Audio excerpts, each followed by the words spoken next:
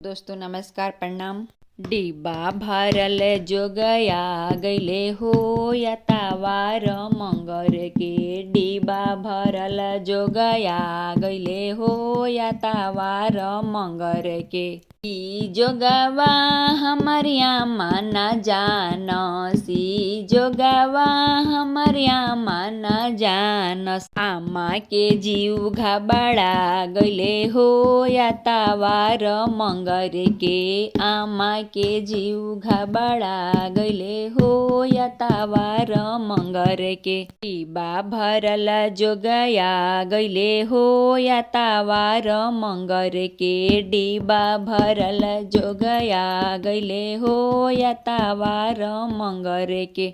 ई जोगवा मोरे चाची न जाने ई जोगवा मोरे चाची न जाने। चाची के जीव घबड़ा गैले हो या तावार मंगर के। चाची के जीव घबड़ा गैले हो या तावार मंगर के। आधा आंगनवा लिपि पोती दिहलु हो यार लिपि पोती दिहलु हो। आधा आंगनवा कैलु जोग मोरे आमा हो। आधा आंगनवा कैलु जोग मोरे आमा हो। जोगवा तो कैलु आमा आपना दामाद लागे अरे आपना दामाद लागे। नैहर छोड़वलु हमार मोरे आमा हो। नैहर छोड़वलु हमार मोरे आमा हो। आधा आंगनवा भाभी लिपि पोती दिहलु अरे लिपि पोती दिहलु हो। आधा आंगनवा कैलु जोग मोरे भाभी हो। आधा आंगनवा कैलु जोग मोरे भाभी हो। आधा आंगनवा कैलु जोग मोरे भाभी हो। आधा आंगनवा कैलु जोग मोरे भाभी हो।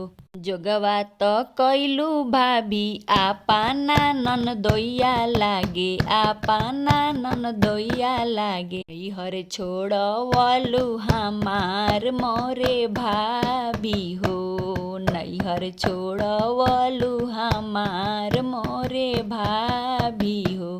नैहर छोड़वलु हमार मोरे भाभी हो। नैहर छोड़वलु हमार मोरे भाभी हो। डिब्बा भरल जो गया गैले हो या तावार मंगर के। डिब्बा भरल जो गया गैले हो या तावार मंगर के। ई जोगवा मोरे भाभी न जाने ई जोगवा मोरे भाभी न जाने। भाभी के जीव घबड़ा गैले हो या तावार मंगर के। भाभी के जीव घबड़ा गैले हो या तावार मंगर के।